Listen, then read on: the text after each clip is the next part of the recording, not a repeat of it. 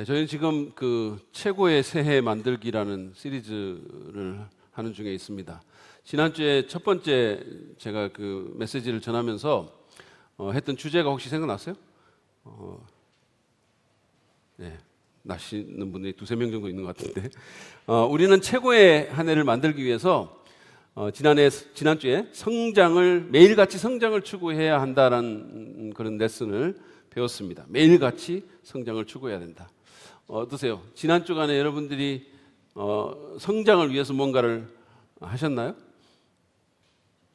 저는 했습니다. 저는 저뿐만 아니라 여러분들이 저와 같이 했습니다. 그것은 뭐냐 하면 우리가 신년 부흥회에 나와서 이렇게 매번 배웠습니다. 너무 좋았어요. 안 나오신 분들은 좀 질투나시지 않으세요? 제가 질투나라고 말씀은 너무 좋았어요. 또 하나 있는데 그 뭐냐 하면 제가 세상에서 가장 지혜로운 여인과 많은 시간을 보냈습니다. 여러분, 지혜로운 사람과 동행하면 지혜를 얻고 라는 잠언 13장 말씀 기억나시죠? 제가 지난주에 말씀 전할 때 그 네 가지에 대한 적용을 했잖아요. 그죠? 누군가의 가르침을 받거나 책을 읽거나 아니면 지혜로운 사람과 시간을 보내거나 어려움과 시련에 긍정적으로 반응하거나 또는 성장을 위해 기도하면 매일같이 성장을 추구하는 데 도움이 된다고. 그래서 저는 매일같이 지혜로운 여인과 세상에서 가장 지혜로운 여인과 많은 시간을 보냈습니다. 아마도 저는 오늘 집에 가서 또 당신 팔불출이에요? 자기 부인을 지혜롭다고 어떻게 당신 입으로 그런 말을 해? 라는 꾸중을 그분한테 또 듣겠지만 그렇지만 사실이기 때문에 안 할 수가 없는 거예요. 지금 점수 올라가는 소리가 안 들리십니까? 이런 게 바로 생활의 지혜인 거예요. 부러우시죠? 부러우면 지는 겁니다. 어쨌든 오늘은 최고의 해를 만들기 위한 두 번째 그 비결에 대해서 좀 나누려고 합니다. 오늘 말씀의 제목은 그것이 아니라 누구라는 거예요. 그것이 아니라 누구. 우리는 종종 이 최고의 해를 만들기 위해서는 그것이 필요하다라고 생각해요. 그것이 최고의 해를 또는 최고의 인생을 만드는 요인이다 이렇게 생각합니다. 영어로는 it죠. it. 무슨 말이냐 하면 많은 사람들이 어떤 것을 손에 넣거나 또는 어떤 것을 많이 가지거나 또는 어떤 것을 이루는 것과 최고의 해를 연관을 시키죠. 그런 경향이 있죠. 뭔가를 많이 갖는 것, 뭔가를 많이 이루는 것 이런 것을 좋은 인생 또는 좋은 한 해로 연관을 시킵니다. 뭔가 대단한 것을 이루면 또는 새 집이나 차와 같은 정말 좋은 것을 가지면 최고의 해가 되지 않을까 이렇게 생각한다는 거죠. 근데 여러분, 최고의 해는 그런 것과는 별 상관이 없습니다. 최고의 해는 또 최고의 인생은 어떤 것보다는 어떤 사람 또는 누구와 연관이 있습니다. 다시 말해서 사람과 관계가 있다는 말씀이에요. 생각해 보십시오. 여러분에게 뭔가 어떤 것이 좀 부족하다 하더라도 대단한 것을 내가 이루지 못한다 하더라도 그 어느 때보다 사람과의 관계가 좋다면 정말 평화롭고 친밀해지고 그렇다면 여러분의 삶이 누군가에게 선한 영향을 미친다면 그래서 누군가가 여러분으로 인해서 행복해지고 그리고 더 좋은 사람이 되고 자기의 가치를 여러분으로 인해서 더 발견하게 되고 더 나은 삶을 살 수 있다면 그래서 여러분 옆에 있으면 자꾸 좋은 사람이 되는 것 같은 느낌을 받는다면 그러면 올 한 해가 여러분의 최고의 해가 되지 않겠습니까? 제가 이런 말씀을 드리면 그러면 최고의 한 해를 만드는 비결이 정확하게 뭡니까? 라고 이렇게 궁금해 하시는 분이 있을 것 같아요. 제가 지난주에는 본문 말씀을 살펴본 뒤에 그 비결을 말씀을 드렸어요. 그렇죠? 그래서 본문 말씀을 보고 매일 성장을 추구하라는 비결을 말씀을 드렸는데 지금 보니까 그 본문 말씀을 살펴볼 만한 그런 여유를 없는 거죠. 지금 너무 궁금해가지고. 엄청나게 궁금해들 하시는 것 같아요. 그래서 제가 지금 미리 말씀드립니다. 우리 2020년을 최고의 해로 만드는 비결은 뭐냐? 그것은 매일 누군가를 섬기십시오라는 거예요. 매일 누군가를 섬기십시오. 우리가 매일 누군가를 귀하게 여기고 섬긴다면, 누군가의 영적, 정신적, 정서적, 육체적 필요를 채워주려고 노력하면서 사람을 첫 번째 놓는 삶을 추구한다면, 어떤 사람에게 가치를 더해주는 삶을 산다면 2020년도 새해는 정말로 멋진 한 해가 될 수 있을 것입니다. 여러분 중에는 아마 제가 지금 드리는 말씀을 듣고 그냥 반신반의하는 분이 아마 계실지 몰라요. 리얼리? 매일 누군가의 섬김을 받아라가 아니라 매일 누군가를 섬기라고? 그게 어떻게 최고의 해를 만들 수 있지? 다른 사람을 섬기고 필요를 채워주고 그 사람이 잘 되도록 도와주는 것이 어떻게 나의 한 해를 최고로 만든단 말인가? 최악이 안 되면 다행이겠다. 뭐 이렇게 생각하는 분이 있을 수 있을 겁니다. 그 생각도 어느 정도 제가 이해는 해요. 그렇지만 그런 분들은 오늘 말씀을 잘 들어주시기를 바랍니다. 그러면 왜 매일 내가 누군가를 섬기는 것이 우리의 한 해를, 나의 한 해를 최고로 만들어 주는지를 알게 될 것입니다. 먼저 섬김에 대해서 말하고 있는 본문인데요. 마태복음 20장 25절부터 28절 말씀을 한번 보시죠. 이거는 예수님께서 하신 말씀이에요. 제가 읽겠습니다. 세 번역입니다. 너희가 아는 대로 이방 민족들의 통치자들은 백성을 마구 누르고 고관들은 백성에게 세도를 부린다. 그러나 너희끼리는 그렇게 해서는 안 된다. 너희 가운데서 위대하게 되고자 하는 사람은 누구든지 너희를 섬기는 사람이 되어야 하고, 너희 가운데서 으뜸이 되고자 하는 사람은 너희의 종이 되어야 한다. 인자는, 예수님이 말합니다, 인자는 섬김을 받으러 온 것이 아니라 섬기러 왔으며 많은 사람을 위하여 자기 목숨을 몸값으로 치러주려고 왔다. 이 본문 말씀의 배경은 예수님께서 십자가에 달리기 위해서 예루살렘으로 가시는 도중에 제자들 사이에 일어난 자리 다툼입니다. 그것이 배경이에요. 사건의 발단은 세베대의 부인, 그러니까 세베대의 아들들이 요한하고 야고보잖아요. 예수님 제자 중에. 그 어머니가 예수님께 자기 아들을 주님의 나라에서 예수님 왼편 왼편에 앉게 해달라는 청탁에 있었습니다. 말하자면 옛날 말로 하면 내 아들을 하나는 좌의정, 영의정, 좌의정 이렇게 되게 해달라는 그런 얘기죠. 말하자면 그걸 한 거죠. 그들은 예수님께서 이 로마를 몰아내고 그리고는 이스라엘을 해방시켜가지고 이스라엘에게 태평성대를 가져줄 그런 분으로 기대를 했습니다. 예수님을 정치적인 메시아로 그렇게 본 것입니다. 그래서 이런 청탁을 한 거예요. 예수님 높은 자리에 앉으시거든, 예수님 로마 제국 몰아내고 진짜 왕이 되시거든, 그러면 핵심 두 자리를 내 아들에게 주십시오라고 청탁을 한 거예요. 이것은 성경에 기록된 최초의 치맛바람이라고 할 수 있어요. 그래서 어떤 사람들은 세베대 부인을 치맛바람의 원조라고 그렇게 말하기도 합니다. 아무튼 그 청탁에 대해서 예수님은 그런 영광에 이르려면 십자가를 통과해야 되는데 너희들이 그런 고난의 잔을 마실 수 있겠냐고 질문하시면서 누구를 오른편 왼편에 앉히는 일은 하나님 아버지의 몫이라고 그렇게 말씀하십니다. 이것은 완곡하게 그 청탁을 거절하신 거죠. 그러자 그 말을 들은 열 제자가 엄청나게 화를 내면서 씩씩거리는 거죠. 분노하면서. 누가복음 22장에 이제 같은 기사가 있는데 거기 보면 그들이 서로 그것 때문에 막 다퉜다라고 말을 합니다. 싸움이 난 거예요. 제자들 사이에서. 왜 그랬을까요? 정의감 때문이었을까요? 어떻게 예수님한테 그런 말을 하냐? 그건 옳은 게 아니야. 뭐 이런 거였을까요? 아닙니다. 그런 게 아니었어요. 자기들도 다 그 자리에 앉고 싶었던 거예요. 근데 먼저 선수를 치고 들어가니까 너무 화가 난 거지. 모두가 탑에 위치하기를 원했던 거예요. 누구도 밑에 있기를 원치 않았던 거죠. 예수님은 지금 인류 구원을 위한 십자가의 죽음을 눈앞에 두고 있는데 그 제자라는 인간들은 서로 좋은 자리에 앉겠다면서 다투고 있는 거예요. 아버지가 병상에 누워 계시는데 노스페이스 등골 브레이크 파카 사달라고 때를 쓰는 10대, 철없는 10대 같은 거예요. 기가 막힐 상황이잖아요.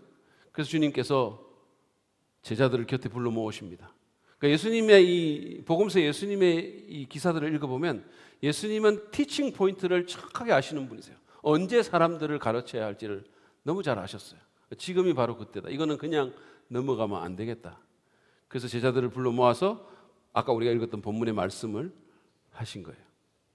이 말씀에서 주님이 분명히 하신 것은 하나님 나라의 질서는 세상의 질서와는 다르다는 거예요. 우리가 발을 딛고 살아가는 그 세상 나라의 질서와 하나님 나라의 질서는 다르다는 겁니다. 더 구체적으로는 하나님 나라에서 크고 위대하게 되고 싶다면 섬기는 자가 되어야 한다라는 겁니다.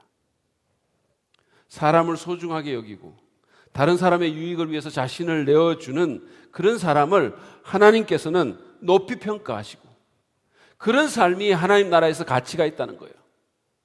많은 사람 거느리고 다니고 세상에서는 엄청나게 큰 차 타고 다니면서 그러면서 이게 소리 내고 이런 사람들이 높다고 말하고 그런 사람들이 지도자라고 말하는데 하나님 나라는 그 반대라는 거예요. 뒤집어진 질서가 있다는 거예요. 섬기는 사람이 리더로 세워지고 그런 사람이 다른 사람에 대해서 영향력을 가지게 될 거라고 말씀하시는 겁니다. 또 하나 이 본문에서 우리가 배울 수 있는 것은 예수님의 인생 사명이 바로 사람들을 섬기는 것이라는 거예요. 예수님이 성취하고자 했던 것은 딴 게 아니라 사람들을 섬기고 싶은 거예요. 어디 대단한 학교 가가지고 박사학위 따고 무슨 장자리 차고 이런 게 아니라 사람을 섬기는 것이 예수님의 인생 사명이었다는 거예요. 그분은 하나님의 아들이기 때문에 원하기만 한다면 수많은 사람들의 섬김을 받을 수 있었어요. 그러나 그분은 그렇게 하지 않으셨습니다. 오히려 그분은 다른 사람들을 섬기기 위해서 천국의 모든 영광을 버리시고 이 타락한 땅에 내려오신 거예요. 창조주가 피조물의 모습으로 스스로를 강등시켰을 뿐 아니라 비천한 목수의 아들로 그것도 말구유에 태어나실 만큼 낮게 오신 거예요. 한번 생각해 보시죠. 저희가 언젠가 그 선교 여행 차원으로 제가 필리핀에 저희 부부가 간 적이 있거든요. 우리 집 사람이 계속 한 말이 있어요. 너무 못 산다. 너무 못 산다. 너무 냄새 난다. 계속 그런 얘기를 했었어요. 관광지가 아니고 선교하러 갔으니까. 필리핀의 참모습을 본 거죠. 여러분, 대한민국이라는 조금 잘 사는 나라에서 필리핀이라는 좀 못 사는 나라 가도 그런데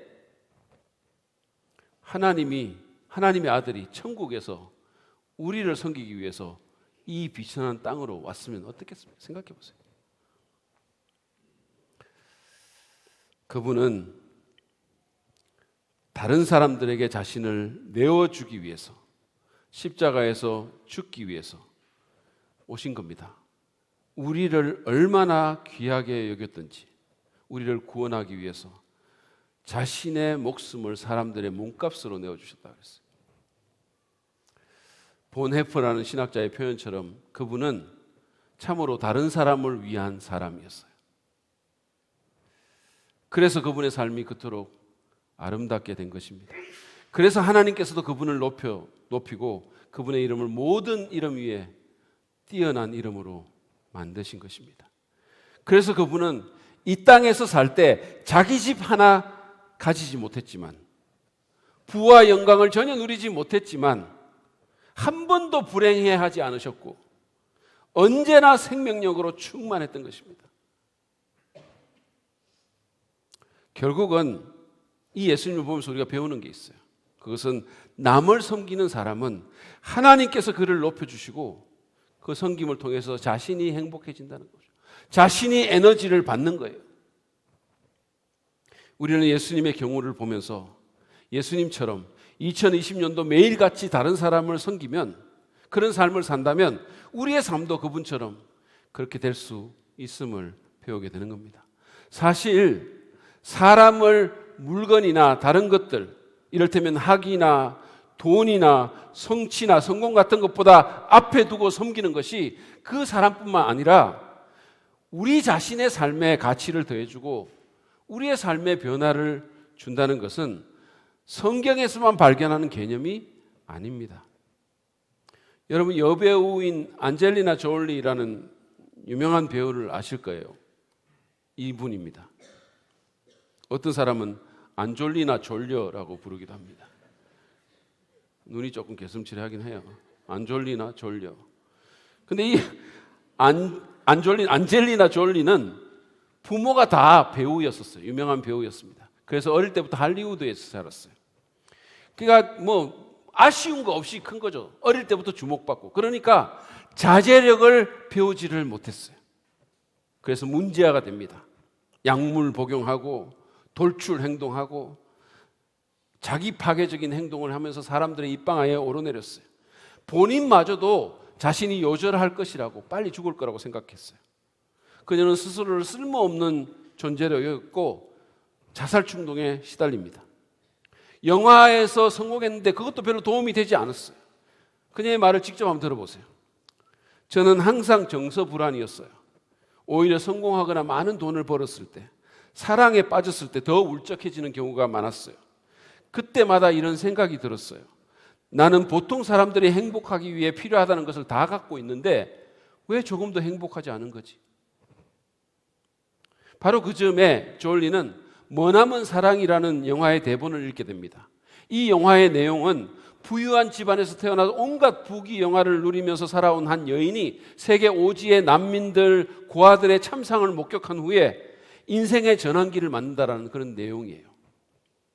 그녀는 가슴속 깊은 곳에서 이 영화가 말하고자 하는 것이 무엇인지를 알고 싶은 욕구를 느꼈어요. 그래서 그 후에 1년 동안 유엔의 자원봉사자들과 함께 전 세계를 여행합니다. 그래서 완전히 다른 사람이 됐어요. 탄자니아, 캄보디아 뭐 이런 여러 난민촌을 방문을 하면서 이 사람의 세계관이 바뀌게 됩니다.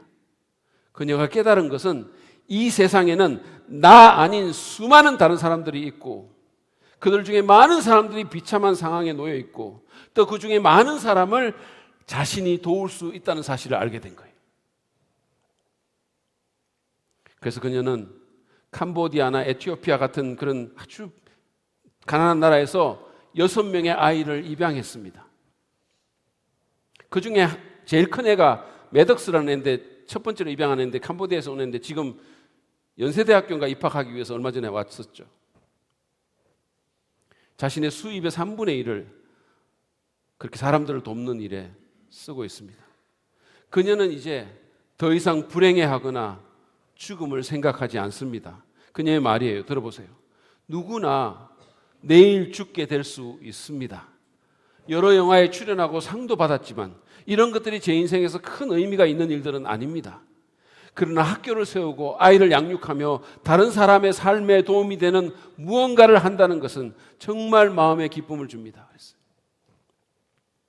여러분, 그녀가 이렇게 느끼는 이유가 뭘까요? 그녀는 더 이상 자기 자신에게만 초점을 맞추지 않고 다른 사람들을 먼저 생각하게 되었기 때문이에요. 2020년도 새해에 여러분 의도적으로 그것보다 어떤 물건보다 누구, 사람을 다른 것 앞에 두고 그들을 섬기도록 합시다. 그게 우리의 삶을 의미 있고 풍성하게 하고 행복하게 만들 것입니다. 벤자민 프랭클린은 이런 말을 했어요. 다른 누군가의 짐을 가볍게 해주는 사람치고 쓸모없는 사람은 없다. 또 유명한 알버트 슈바이처는 또 이렇게 말합니다.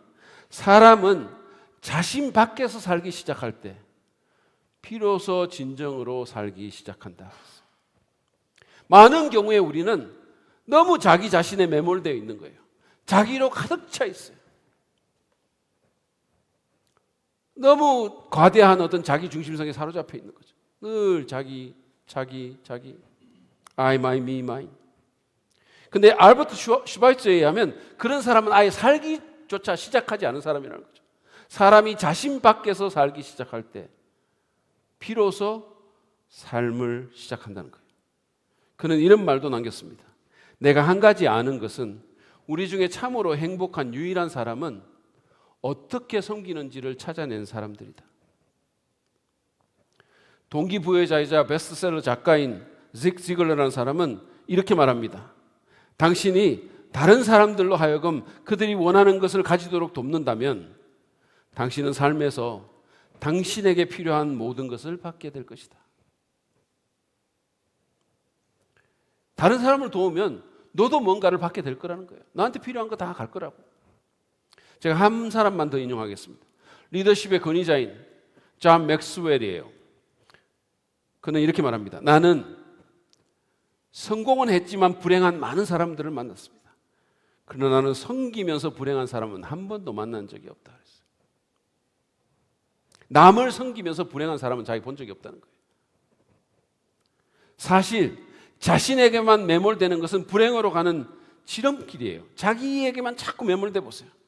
여러분 제 말씀이 안 믿긴다면 한번 실험해 보세요. 오늘 하루만 지금부터 계속해서 자신에 대해서만 생각해 보세요. 지금 내 얼굴이 어떨까? 뭐 사람이 나를 쳐다보면 저 사람 왜 나를 저렇게 쳐다볼까? 왜 내게 저렇게 말했을까? 지금 내 표정이 어떨까? 내 제스처는 어떨까? 내 머리는 어떨까? 내가 앉아있는 모습은 어떨까? 계속 생각해 보세요. 아니 해보라니까요. 그러면 정말 불행해져요. 정말로. 정말 온갖 생각들이 들면서 불행해집니다. 오늘 한 3시간 정도 해보다가 안 되면 저한테 오세요. 환불해 드립니다. 진짜 해보시라니까요. 제가 해봤기 때문에 잘 알아요. 여러분, 매일 다른 사람을 섬기는 게 오히려 행복한 겁니다. 부부 간에도 서로 섬기면 행복해지고 사이가 좋아져요. 여러분들 부부 간에 행복해지기 원하시잖아요. 그죠? 그러면 다른 거 없어. 그냥 섬기면 돼요. 서로를 섬겨주면 돼요. 그렇지만 자기만 생각하면서 자기 편하려고만 하면서 섬기지 않잖아요. 그러면 그런 부부는 불행해질 수밖에 없는 거예요. 마이클 잭슨이라는 유명한 팝스타가 있죠. 이 사람이 이제 처음 결혼한 상대가 엘비스 프레슬리의 딸인 리사 마리 프레슬리입니다. 이게 첫 번째 결혼 상대예요. 그 리사 마리 프레슬리는 그 자체도 굉장히 유명한 사람이에요. 가수고. 근데 이 사람들이 9개월밖에 못 살았어요. 그래서 9개월간의 짧은 결혼 생활을 끝내고 리사 마리가 한 말이 있어요. 들어보세요. 우리는 둘 다 남들의 떠받침을 받는 삶에만 익숙해져 있었다. 왜 안 그랬겠어요? 그래서 우리는 둘 다 상대가 내게 뭔가 해주기만을 기다렸다. 우리는 불행했고 우리의 관계는 지속될 수가 없었다. 가정에서 섬기고 직장에서 섬기고 교회에서 섬깁시다. 그것이 우리의 삶을 지난해보다 더 아름답고 나은 삶으로 인도할 것입니다. 자, 이제 그러면 저는 매일 우리가 누군가를 섬기는데 필요한 몇 가지 적용적인 아이디어를 좀 간단하게 나누겠습니다. 첫 번째는 사람을 귀하게 여겨야 한다는 거죠. 우리가 매일 누군가를 섬기려면 사람을 귀하게 여겨야 돼요. 사람을 귀하게 여기지 않는 그런 사람은 결코 누군가를 섬기려고 하지 않을 것입니다. 우리는 하나님을 믿는 사람으로서 우리는 모든 사람이 소중하고 가치 있는 존재라는 사실을 인식해야 돼요. 단지 유명하고 돈이 많고 이 세상에서 성공하고 뭐 이런 사람들만 가치 있는 게 아니라는 거예요. 오늘날 세상이 그렇게 선전하듯이. 텔레비전을 보시면 계속 그런 아이디어가 나와요. 이런 사람들만 가치 있다. 잘생기고 멋있고 날씬하고 유명한 사람들이 가치 있다. 아닙니다. 하나님은 그렇게 말씀하지 않으세요. 모든 사람은 존귀하고 가치 있는 존재입니다. 제가 TV에서 어떤 예능 프로그램을 우연히 보게 됐는데 이게 어떤 거냐 하면 이제 제가 그 이름도 모르겠는데 유명한 연예인들이 사람들한테 뭘 부탁하는 거예요. 그냥 막 부탁을 하는 거죠. 이를테면 뭐 길을 좀 가르쳐 달라 이런 건데 그걸 봤는데요. 길을 그냥 위치를 묻는데 엄청나게 사람들이 막 잘해주는 거예요. 거기 같이 가주고 막 거기까지 안내해주고 배고프다 그러면 집에 와서 밥 해주고 뭐 좀 달라 그러면 막 엄청나게 많이 주는 거예요. 너무나 친절하게 기쁨으로 섬기는 거예요. 제가 그래서 그걸 보면서 내가 똑같은 부탁을 하면 저 사람들이 어떻게 반응할까? 이런 생각을 했어요. 아마도 화를 안 내면 다행일 거예요. 뭔데 나한테 와서 이럴 거야. 내가 만약에 그러면. 근데 어떻게 그들은 그 사람들에게는 그렇게 섬겼을까요? 그렇게 기쁨으로 섬겼을까요? 그것은 그들을 귀하다고 생각했기 때문이에요. 그 연예인들에게 가치가 있다고 생각했기 때문에 그렇게 한 거예요. 여러분, 유명인만, 잘난 사람만 가치 있는 존재가 아닙니다. 모든 사람은 다 하나님의 형상으로 창조된 귀한 존재예요. 우리 그리스도인들은 그 사실을 분명히 인식해야 됩니다. 만약에 우리가, 여러분 생각해 보세요. 만약에 우리가 사람을 대하는 데 있어서 세상의 기준으로 이렇게 높고 낮고를 나눠가지고 다른 식으로 대한다면 우리는 여전히 세상 방식대로 살고 있는 거예요. 우리가 뭐를 믿는다고 고백하든 간에. 예수님은 우리 같은 죄인도 가치 있게 여기셔서 우리를 위해서 자신의 목숨을 내어주셨어요. 우리가 만나는 모든 사람은 그 사람이 얼마나 성공했고 성공 안 했고 얼마나 위너고 루저고를 따지기 전에 우리가 만나는 모든 사람은 예수님이 위하여 죽으신 귀한 사람들이에요. 여러분 사람을 귀하게 여기십니까? 정말로 모든 사람들? 그런가 하면 요즘 어떤 사람은 사람보다 동물을 더 귀하게 여기는 사람들이 있어요. 사람들에게는 그냥 인색하면서 돈 한 푼 안 쓰려고 하면서 그냥 비싼 돈을 그냥 들여가지고 이미 털이 달린 동물들에게 패딩 사서 입히는 그런 진풍경을 연출하는 거예요. 털 있습니다. 그 사람. 우리가 없지. 제가 무슨 동물 예뻐하는 것에 시비를 거는 거 아닙니다. 저도 동물 참 예뻐해요. 제가 말씀드리고자 하는 것은 동물보다 사람이 더 귀하다는 겁니다. 여러분 집에 있는 강아지보다 사람이 더 귀해요. 저기 어디 노숙자들이 더 귀한 겁니다. 그래서 조정민 목사님이라는 분이 자기 교회 교인들에게, 그 교회는 막 유명한 사람도 많고 연예인들도 많아요. 돈 많은 사람도 많고. 근데 그 자기 교회 교인들에게 당신들이 가지고 있는 애완동물 숫자만큼 컴패션에 가난한 아이들 후원하라고 그렇게 말을 했대요. 저는 동의합니다. 그래서 이성미 씨가 애를 7명인가 후원했대요. 정확하지 않지만 애완동물이 7명이 아니고 7마리가 있으니까. 만약에 여러분 그게 힘드시면 저희 교회에서는 선교사님이나 가난한 자를 위해서 한 달에 10,000원이라도 투자해 보세요. 제 포인트는 예수님이 그랬던 것처럼 사람을 귀하게 여겨야 된다는 거죠. 그래야 섬길 수 있는 겁니다. 두 번째로 우리는 의도적으로 다른 사람을 내 앞에 놓아야 합니다. 의도적이라는 말이 중요해요. 의도적으로. 왜냐하면 우리는 본능적으로 자기중심적이고 이기적이기 때문이에요. 여러분도 마찬가지고 저도 마찬가지. 본능적으로 우리는 그렇게 돼 있어요. 우리가 얼마나 자기중심적인가를 알려면 단체 사진을 보는 나를 생각하면 돼요. 여러 명이 같이 찍은 사진 찾아가지고 볼 때 여러분은 누구를 제일 먼저 찾습니까? 거기서 누구에게 가장 많은 시선을 주세요?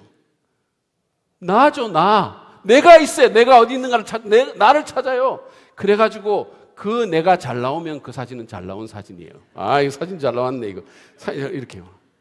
근데 만약에 다른 사람 아무리 잘 나와도 사진구도 아무리 멋있고 배경 아무리 좋아도 내가 못 나왔다? 사진이 이게 뭐야?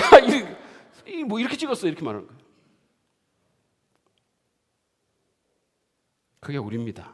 그래서 우리는 의도성을 가져야 돼요. 의도성. 의식화를 하는 겁니다. 자꾸 생각해야 돼요. 다른 사람을 내 앞에 놓는 훈련을 해야 됩니다.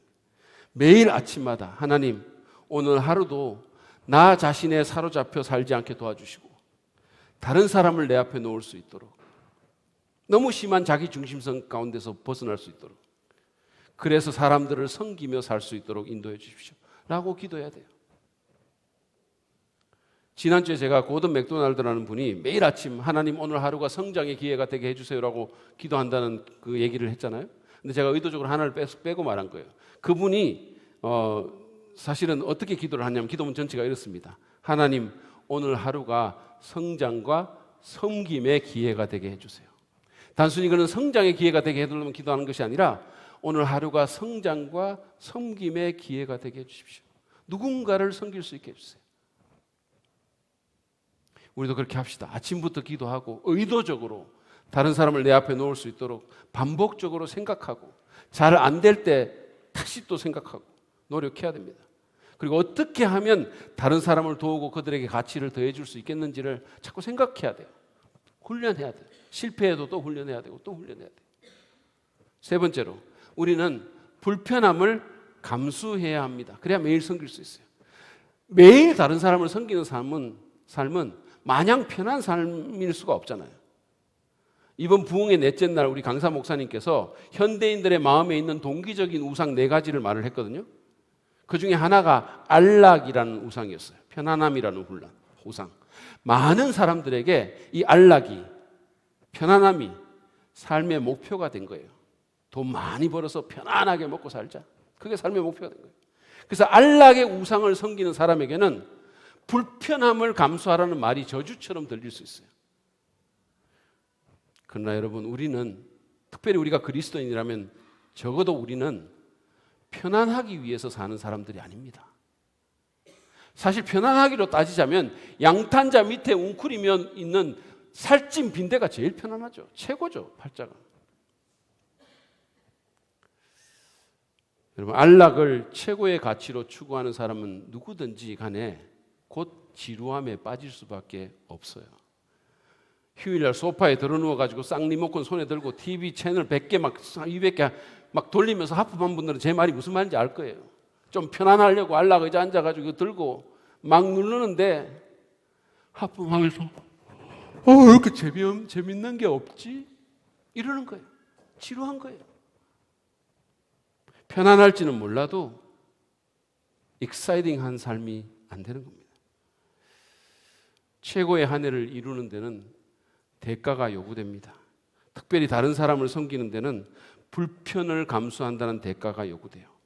예수님께서 죄로 물든 세상에 사는 것의 불편함과 십자가의 불편함을 피하려고 하셨다면 그분은 구주가 되지 못했을 것이고 우리는 여전히 영적인 어둠과 죄 가운데 있었을 것입니다. 우리 삶에 쉼이 필요 없다는 말이 아니에요. 쉼은 필요하지만 안락이 삶의 목표가 돼서는 안 된다는 말씀입니다. 편안하기 위해서 살아서는 안 된다는 거예요.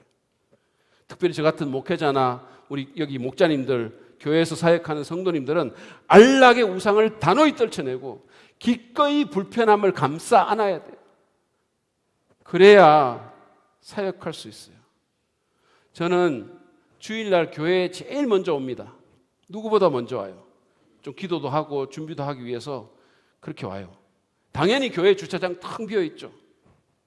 제일 좋은 데 주차할 수 있어요. 그렇지만 저는 거기에 주차하지 않습니다.